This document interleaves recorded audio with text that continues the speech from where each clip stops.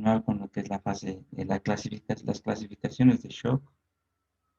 Eh, eh, Siempre lo más importante, tienen que ir recordando, no se olviden las definiciones de shock, cuáles son los sinónimos, cuál es la forma con la cual diagnosticamos el shock, pero no es sinónimo, que es la hipotensión, los valores.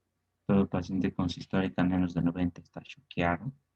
Que sepan que no todos los shocks son hipotensos, que hay shocks normotensos, que es lo que hemos visto también, cómo los podemos identificar, que sepan por qué es importante el shock, qué es lo que ocasiona al final la disfunción celular, disfunción orgánica, falla multiorgánica, y principalmente que sepan los tipos de shock según los mecanismos fisiopatológicos.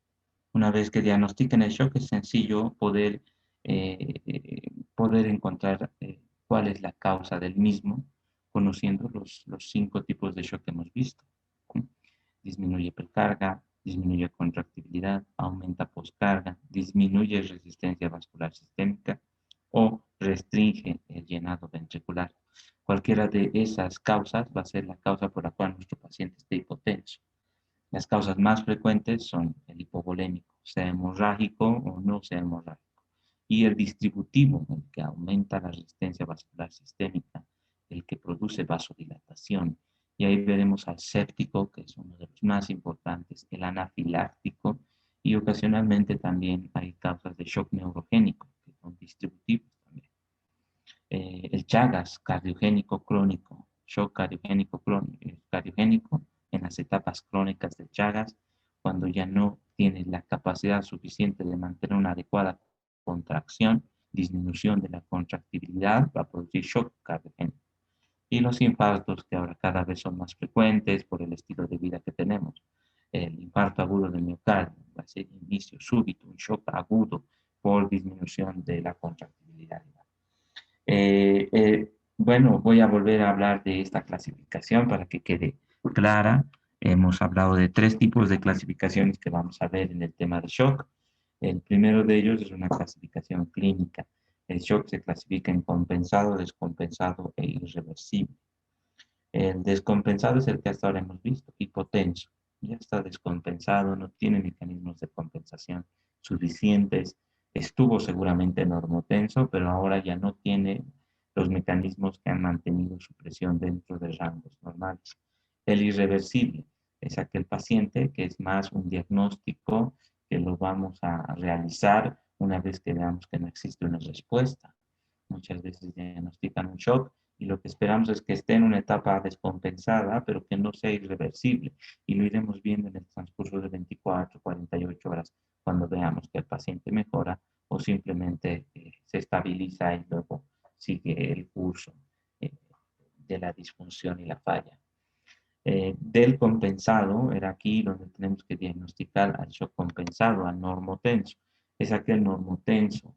Y hemos visto de que todos los mecanismos que mantienen la presión arterial son los mismos que ya hemos hablado. Cuando hemos hablado de metabolismo hídrico, cuando hemos hablado de la respuesta del estrés a la enfermedad, es un sistema neuroendocrino. Empieza con una descarga del simpático, sistema nervioso autónomo, con la liberación de catecolaminas en la etapa compensada. Hemos visto que tienen que saber muy bien esta fórmula. Las catecolaminas en el compensado, para mantener su presión, mantiene taquicardia, aumenta precarga por venoconstricción, aumenta contractibilidad, aumenta tono vascular por vasoconstricción. Entonces, esto mantiene presión arterial. El simpático va a mantener presión arterial. Luego tenemos los endocrinos, y ahí tenemos la renina, angiotensina, aldosterona y la antidiurética o vasopresina. Angiotensina aumenta la resistencia vascular, aldosterona aumenta precarga, retiene líquido. La antidiurética retiene líquido, también es vasopresora, vasopresina, y va a causar aumento de la resistencia vascular sistémica. Entonces, esos mecanismos neuroendocrinos al final se traducen clínicamente en aspectos que podemos identificar. El shock compensado lo tendré que sospechar cuando el paciente está taquicárdico, cuando tenga los pulsos débiles, pulsos poco perceptibles, la piel esté fría, pálida, el llenado capilar esté disminuido por la vasoconstricción. Por la venoconstricción, las venas en las extremidades serán colapsadas, estará oligúrico o estará anúrico y estará deshidratado con piel y las mucosas estarán secas. Ese paciente me hace sospechar la posibilidad de que esté en un shock compensado. También les decía que cómo podemos identificarlo es con la gasometría. Al estar ya choqueado, compensado, ya tiene un metabolismo anaerobio. Está tratando de mantener con mecanismos de compensación, ya hay un metabolismo anaerobio, por lo cual en la gasometría del compensado veremos acidosis láctica, lactato aumentando, acidosis metabólica que hemos visto en el anterior tema. Entonces, también como parte de la respuesta de nuestro organismo en la etapa compensada, las mismas respuestas al estrés que hemos visto.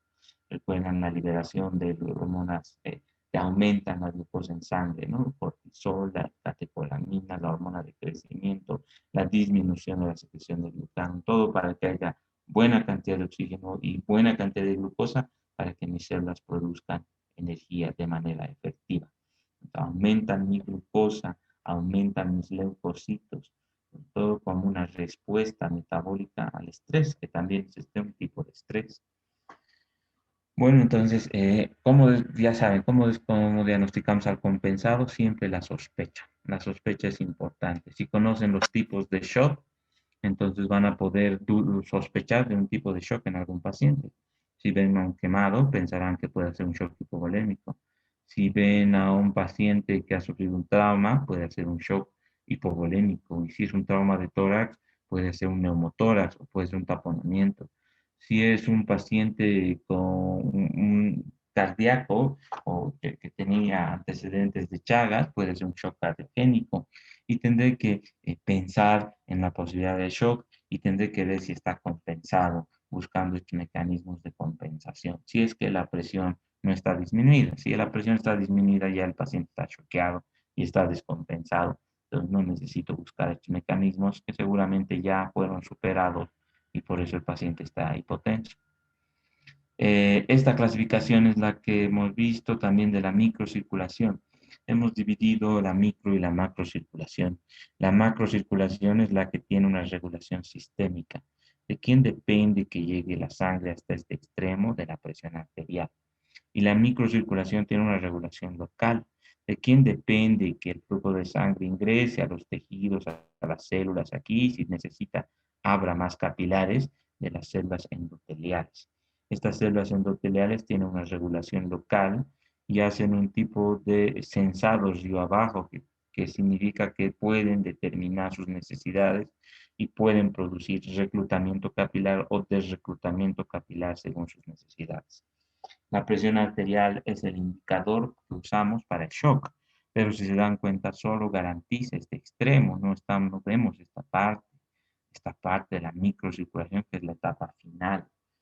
Por eso, esta etapa final, las células endoteliales, les decía que se llaman como el motor del shock, porque son estas las que van a fracasar al final y van a producir la disfunción de estas pequeñas células que están por aquí.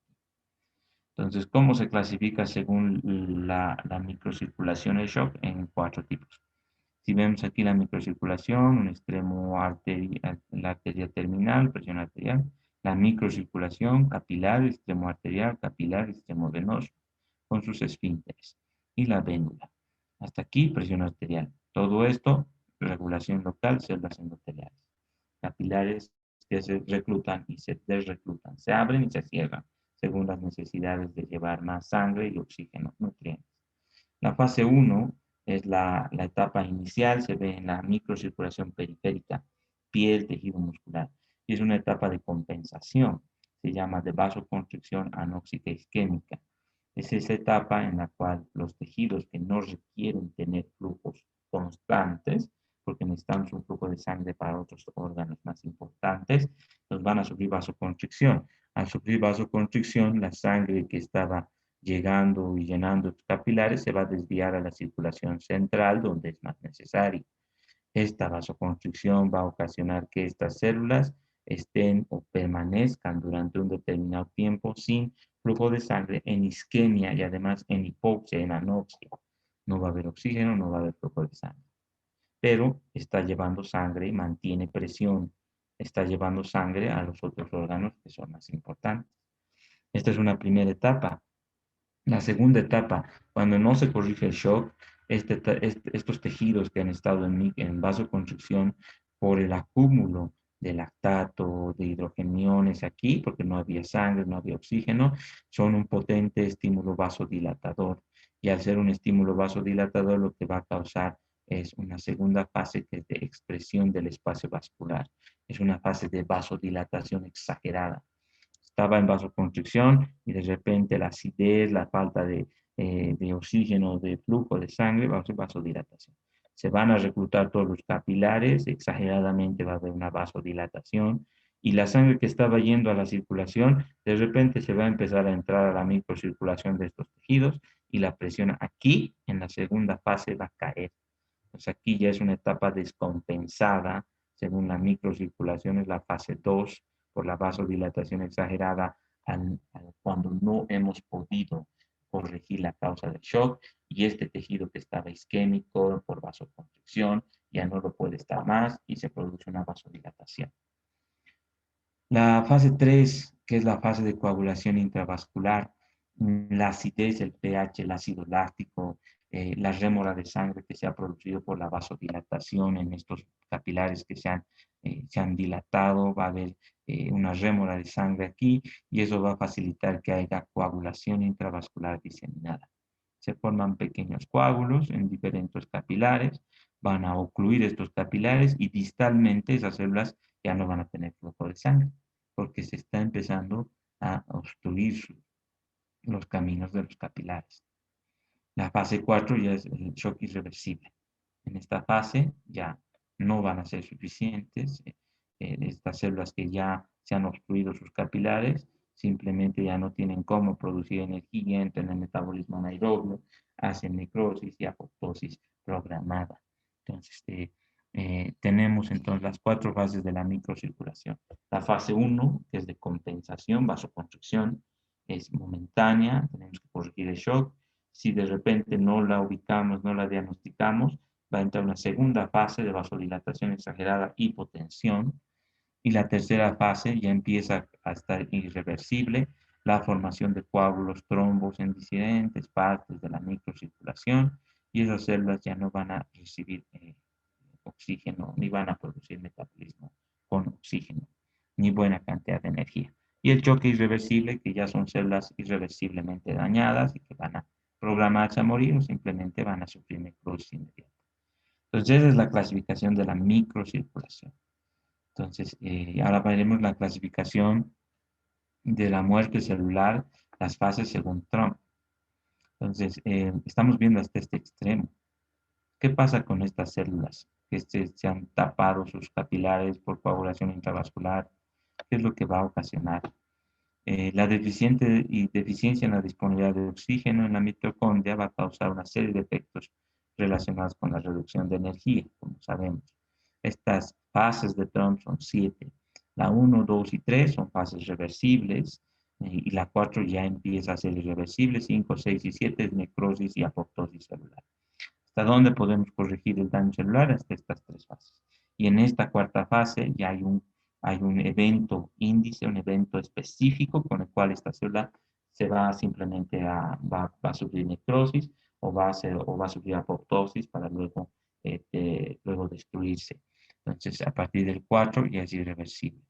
En la fase 1, entonces, ¿qué es lo que se produce? La disminución de la producción de energía, ATP, va a ocasionar que lo primero que fracase es la bomba de sodio, potasio, ATPase. Ya la hemos visto cuando hemos hablado de potasio. Entonces, esta bomba de sodio, potasio, ATPase, cuando fracasa, va a ocasionar que ingrese sodio dentro de la célula.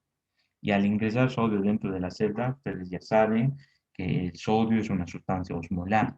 Ingresa sodio, aumenta osmolaridad.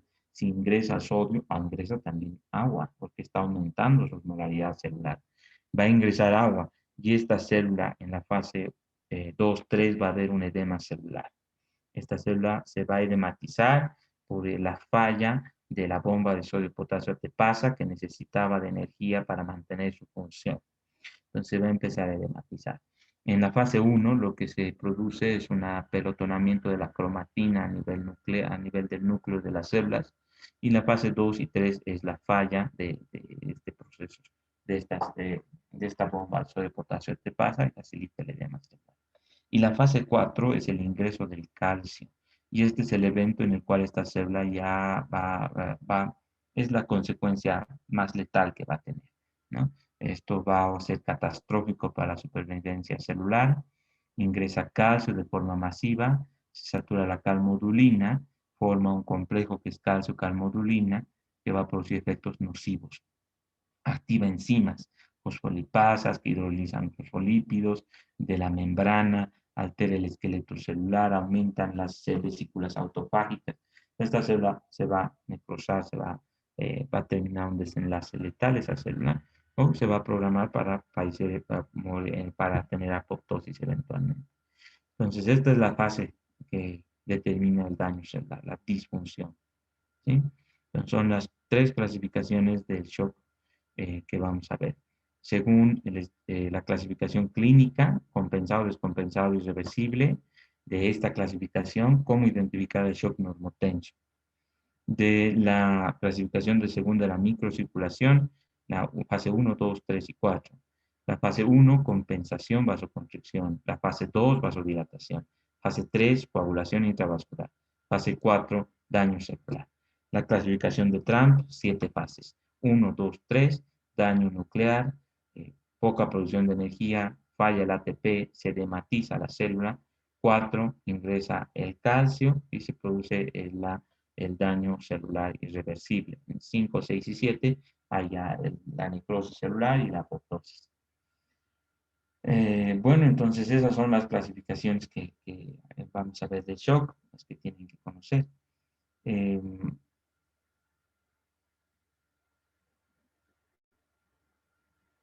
Al final, ¿qué es lo que desencadena esto? Desencadena la disfunción celular. Y la disfunción celular no es de una célula, va a ser una disfunción de un tejido, de un órgano y eventualmente la falla celular, falla de un órgano, de un tejido, falla de órgano, de un órgano, de varios órganos. Disfunción multiorgánica, falla multiorgánica. ¿Cómo vamos nosotros a evaluar la disfunción de los pacientes choqueados? Mediante esta escala, que es la escala de SOFA. La escala de SOFA, que es Sequential Organ Failure Assessment, ¿sí? Es esta escala. Es una escala larga, vamos a ver más adelante una escala más breve, pero normalmente cuando llega un paciente choqueado a terapia intensiva o llega a sala, se le realiza esto. Está choqueado, cualquiera sea su causa, tenemos que saber si está disfuncionando, ¿no? Está ya hipotenso, pero ¿qué disfunciones tiene? Y vamos a ver en 6 diferentes órganos: respiratorio, coagulación, hepático, cardiovascular, sistema nervioso central y renal. Y vamos a dar puntuaciones. De 0 puntos es normal. Ya saben que la PAFI en su esto se va a modificar, no es 400, es 200, 280, 250 aproximadamente, lo normal. Entonces, 0, normal es esto, valores normales, plaqueta, bilirrubina, presión, Glasgow de 15 en 15, CREA menos de 1.2. Y vamos a ir puntuando de 1 a 2 puntos, va a ser disfunción. Si veo que mi coagulación, veo a este paciente choqueado y veo su recuento de plaquetas está con 90.000, está 2 puntos. Está con disfunción de la coagulación. Si veo que tiene un Glasgow deteriorado, está con 13. Disfunción del sistema nervioso central. Si la creatinina está en 2.6, aquí, disfunción renal. Paciente choqueado, sea hipovolémico, séptico, cardiogénico, cualquier tipo de shock, pero con disfunciones, disfunción respiratoria, está disfuncionando la coagulación, disfuncionando el hígado, disfuncionando el renal. Y cuando suman más puntos, 3 a 4 puntos, son fallas. Falla respiratoria, falla hepática, falla de la coagulación, falla del sistema nervioso central, falla renal. ¿Sí? Y al final, esto no solamente me sirve para saber quiénes disfuncionan y quiénes fallan, sino que las puntuaciones que voy a ir obteniendo me va a servir para evaluar la mortalidad de ese paciente. Como hemos dicho, mientras más disfunción, mientras más falla, más mortalidad. Esto no significa que el shock va a ir evolucionando hasta disfuncionar todos los órganos fallar todos los órganos y recién morir. No, lo que significa es que ya desde que está choqueado tiene una mortalidad alta. Si está disfuncionado, la mortalidad aumenta y si está fallando, la mortalidad aumenta también. No es algo cronológico. El shock tiene alta mortalidad igual, aunque no haya disfunciones. Pero si está disfuncionando o está fallando, las posibilidades son menores. Miren las puntuaciones, si van sumando estas puntuaciones, digamos aquí respiratorio no hay, coagulación hay 2 puntos, ya, 2, hígado hay 2, 4, está con vasoactivos aquí, 7, Glasgow está aquí, 8, renal está aquí, 9, 10, 11. 11 puntos, me vengo aquí, de 10 a 11 puntos, mortalidad a las primeras 24 horas, la mitad fallece, la mortalidad a las 48 horas casi igual disminuye un poco, pero es una gran mortalidad. Pues esto nos sirve para el pronóstico, para poder identificar y poder dar una información correcta a las familiares y muchas veces ahora para poder determinar qué pacientes se benefician de ingresar a terapia intensiva o no lo hacen. Porque un paciente con alta mortalidad, con disfunción de muchos órganos y que puede estar ya irreversible, no se beneficia de que entre a terapia intensiva cuando el pronóstico no va a cambiar. Entonces, por eso debemos diagnosticar el shock rápido, siempre rápido. Luego tenemos ahora ya hemos visto el shock y ahora vamos a añadirle a este shock el shock séptico. Hasta ahora hemos visto que los tipos de shock son 5. Dentro del tipo de shock con aumento de la resistencia vascular sistémica, hemos dicho que es aquel que se produce por vasodilatación. Hay diferentes partes de ese circuito, de esa maquinita hidráulica que hemos visto, que se vasodilatan y otras partes que mantienen su tono, se vasodilatan normal, como un rosario. Eso ocurre en un mismo órgano, en un mismo tejido. Y eso va a ocasionar que haya mala distribución de sangre. El shock distributivo se produce por disminución de la resistencia vascular sistémica. Esta disminución se produce por vasodilatación.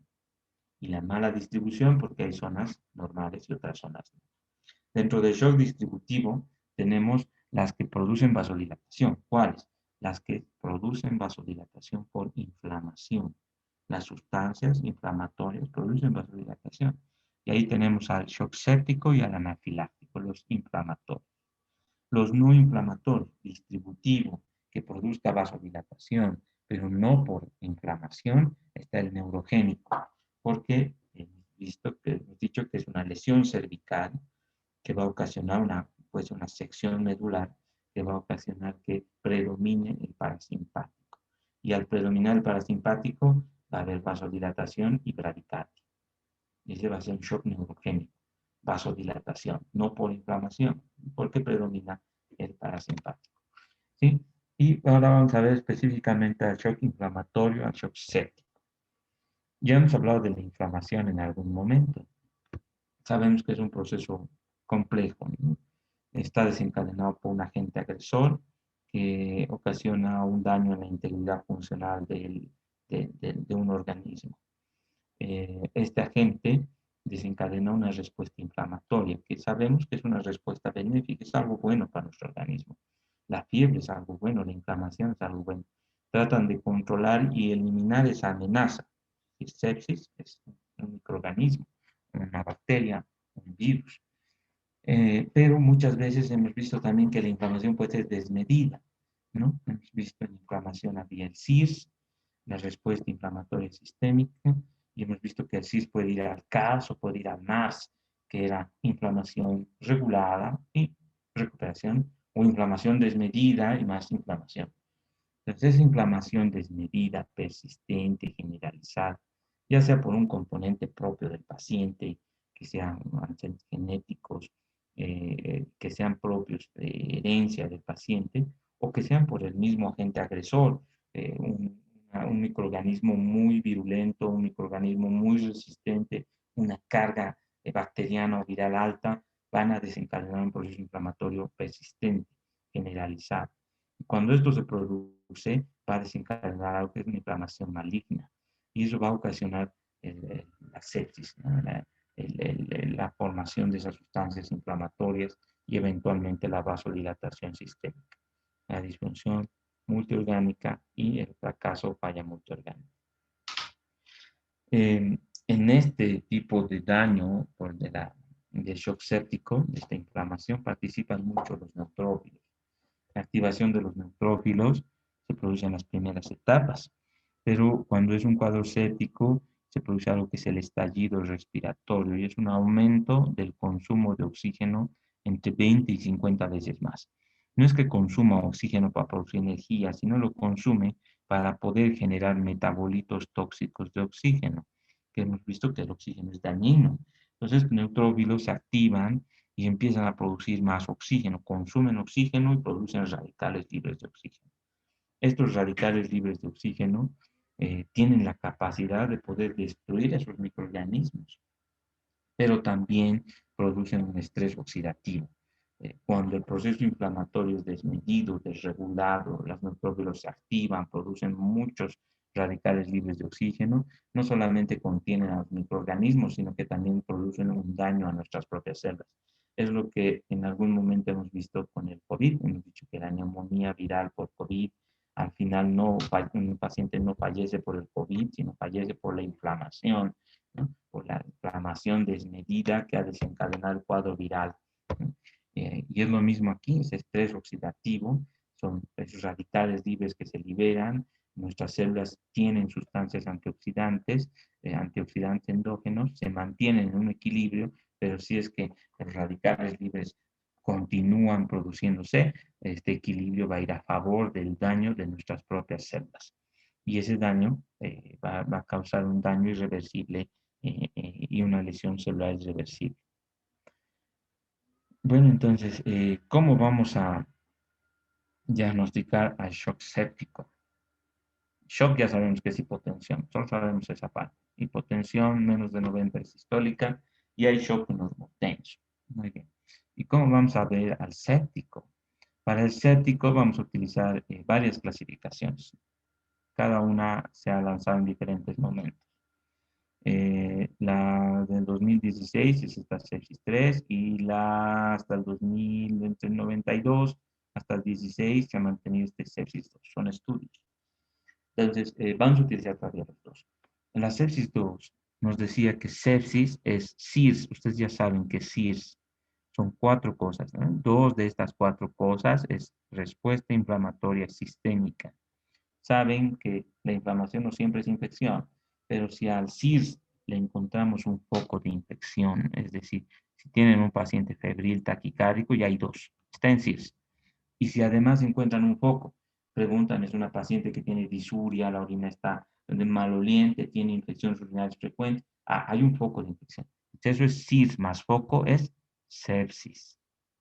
¿Sí? Ahí ya estamos en sepsis.